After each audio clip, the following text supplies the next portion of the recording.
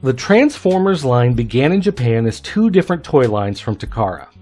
The first, Microchange, was a continuation of the Microman line. Microman had been popular for several years and even came to the US as Micronauts.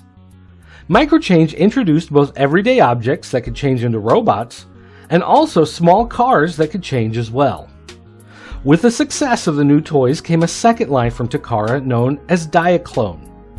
Whereas the Microchange line featured small objects, Diaclone featured tiny pilots in scale to full-size vehicles.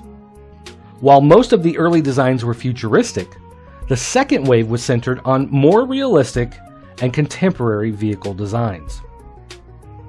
At the 1983 New York Toy Fair, Hasbro got a look at Takara's toys and instantly saw a hit.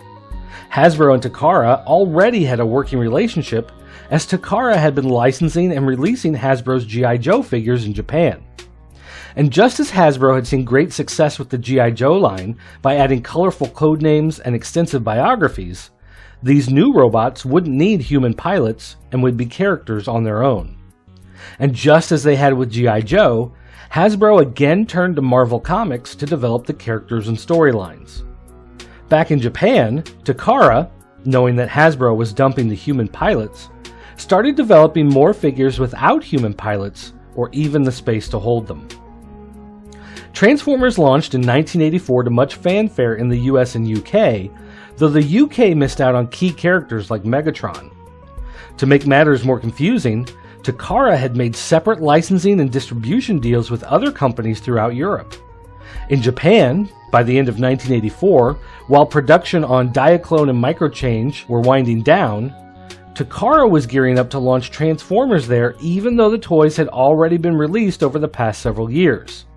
The new Marvel Comics personalities and impending cartoon series were too much for Takara to ignore.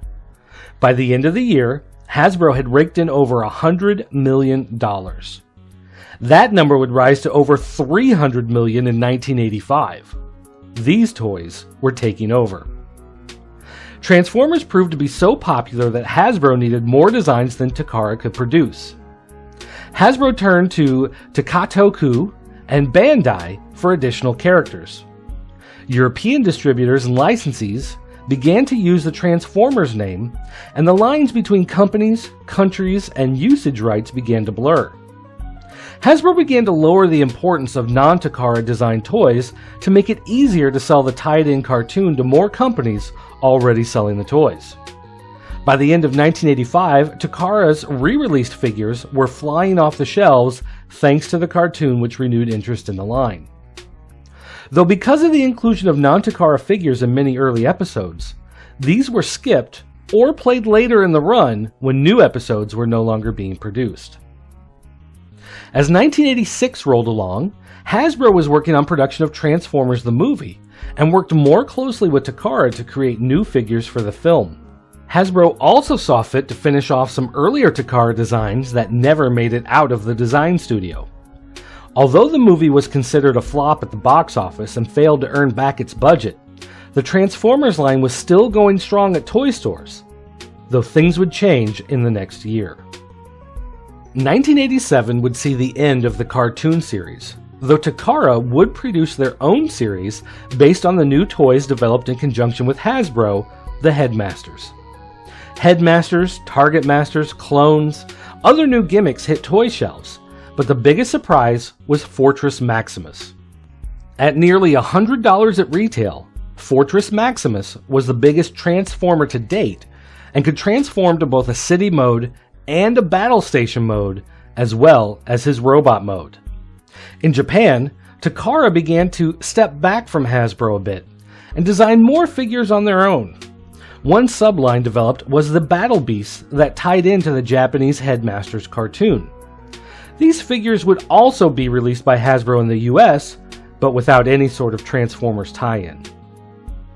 Over the next few years, Takara and Hasbro were both producing figures that may have shared some molds, but were wildly different in their related comic books, cartoons, and character profiles. Hasbro stuck with presenting new lines like the Power Masters as updates of classic characters, while Takara made many of these into new characters and released them under completely different color schemes. Hasbro also continued to develop more gimmicks in an effort to keep the line alive. Pretenders, Micromasters, and Action Masters hit store shelves, but interest was fading. By 1990, the line, which had once garnered almost $330 million in 1 year alone, was now only making around $35 million, and Hasbro decided to end the US run of Transformers. In Japan and Europe, Transformers were still selling, and many characters that had never been seen outside the US before started making the rounds internationally. Chinese distributors started selling officially licensed figures, and European markets began releasing the previously unreleased in the US figures developed exclusively by Takara for Japan. By 1993, Hasbro had seen markets all over the world release and re-release almost every version of every Transformer ever developed in every market. Hasbro saw how easily recolored figures could be resold to the same public that had bought the figures a year or two earlier.